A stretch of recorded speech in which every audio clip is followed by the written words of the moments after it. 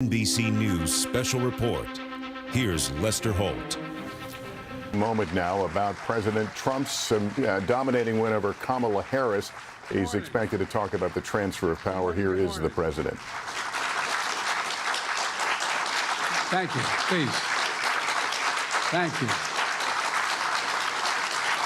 Good to see this cabinet and the staff together here. Thank you.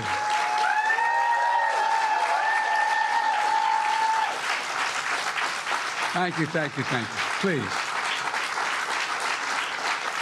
Thank you, thank you, thank you. It's good to see you all. Particularly good to see my granddaughter sitting in the front row here. Hi, Finn. How are you, honey? For over 200 years, America has carried on the greatest experiment in self-government in the history of the world. And that's not hyperbole, that's a fact. We're the people. The people vote and choose their own leaders, and they do it peacefully. And we're in a democracy. The will of the people always prevails. Yesterday, I spoke with President-elect Trump to congratulate him on his victory. And I assured him that I'd direct my entire administration to work with his team to ensure a peaceful and orderly transition. That's what the American people deserve. Yesterday, I also spoke with Vice President Harris. She's been a partner and a public servant. She ran an inspiring campaign, and everyone got to see something that I learned early on to respect so much, her character. She has a backbone like a ramrod. She has great character, true character. She gave her whole heart and effort, and she and her entire team should be proud of the campaign they ran. You know, the struggle for the soul of America, since our very founding, has always been an ongoing debate and still vital today. I know for some people, it's a time for victory, to state the obvious. For others, it's a time of loss. Campaigns are contests of competing visions. The country chooses one or the other. We accept the choice the country made. I've said many times, you can't love your country only when you win. You can't love your neighbor only when you agree. Something I hope we can do, no matter who you voted for, is see each other not as adversaries, but as fellow Americans. Bring down the temperature. I also hope we can lay to rest the question about the integrity of the American electoral system. It is honest, it is fair, and it is transparent. And it can be trusted, win or lose. I also hope we can restore the respect for all our election workers who busted their necks and took risks at the outset. We should thank them. Thank them for staffing voting sites, counting the votes, and protecting the very integrity of the election. Many of them are volunteers who do it simply out of love for their country. And as they did their duty as citizens, I will do my duty as president. I'll fulfill my oath, and I will honor the Constitution. On January 20th, we'll have a peaceful transfer of power here in America. To all our incredible staff, supporters, cabinet members, all the people who've been hanging out with me for the last 4 years, God love you, as my mother would say. Thank you so much. You put so much into the past 4 years. I know it's a difficult time. You're hurting. I hear you and I see you. But don't forget all that we accomplished. It's been a historic presidency. Not because I'm president, because what we've done, what you've done. A presidency for all Americans. Much of the work we've done is already being felt by the American people, but the vast majority of it will not be felt over the next 10 years. We have legislation we passed that's just only now just really kicking in. We're going to see over $1 trillion worth of infrastructure work done, changing people's lives in rural communities and communities that are in real difficulty, because it takes time to get it done. And so much more. It's going to take time. but it's there. The road ahead is clear, assuming we sustain it. There's so much we can get done and will get done based on the way the legislation was passed. And it's truly historic.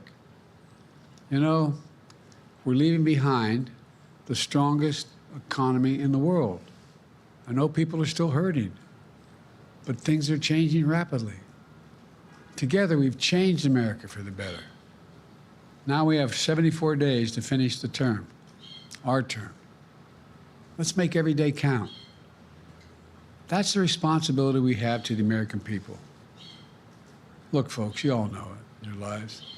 Setbacks are unavoidable, but giving up is unforgivable. Setbacks are unavoidable, but giving up is unforgivable. We all get knocked down. But the measure of our character, as my dad would say, is how quickly we get back up. Remember, a defeat does not mean we are defeated. We lost this battle. The America of your dreams is calling for you to get back up.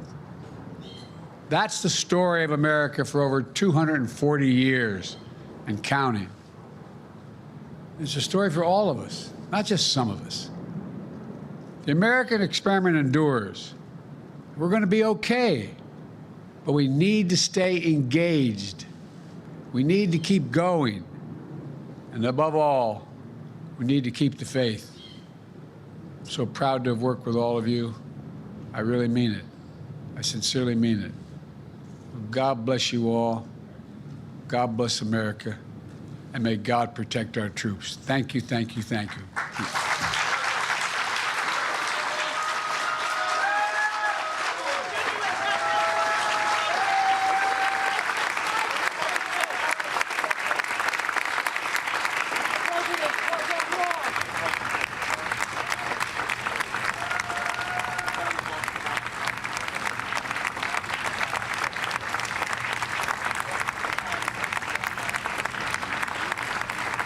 President Biden delivering what at moments felt like a farewell speech, certainly trying to capture the moment and what voters were trying to say as Kamala Harris was defeated, of course, to former President and now President-elect Donald Trump. The president also drawing contrasts about the election process and talking about that this would perhaps lay to rest the idea that there are problems with our election system. The president also talking about, of course, vowing a smooth transfer of power. I want to go to our senior White House correspondent, Gabe Gutierrez, now at the Rose Garden. Gabe, we caught glimpses of some of the people in the crowd, cabinet members, staff. Describe the setting. Well, certainly, Lester. It was a very somber setting here in the Rose Garden. As you said, the president was speaking here to staff, cabinet secretaries, some of his senior aides were in the audience, but he really tried to strike a unifying tone for the country. And this is similar to what Vice President Harris said yesterday during her speech at Howard University, really stressing the importance of a peaceful transfer of power. And this was a theme, Lester, that we heard throughout President Biden's campaign of threats to democracy, and basically saying that we can't, the results have to be accepted, and we can't be American. We cannot support America only when we win. And that's something that he reiterated over and over again during his remarks today. Now the focus shifts, Lester, to the next 10 weeks of his administration. And White House officials tell me that he'll be focusing on several things which he alluded to here, including more aid for Ukraine, more further implementing some of the legislation that his administration passed, including that infrastructure law, and in addition to that, more funding for disaster relief. Those are the thoughts are now shifting towards his legacy at this point, Lester. But he also heaped a lot of praise on his Vice President Harris, calling it an inspiring campaign. He did not take any questions, though, as he left the Rose Garden, Lester. Yeah, you mentioned this, and I want to drill down a little farther. He seemed to be expressing some frustration of the pace of getting credit for things done. He was talking about things done, but noting the horizon, the time horizon, these things sometimes can be measured in decades.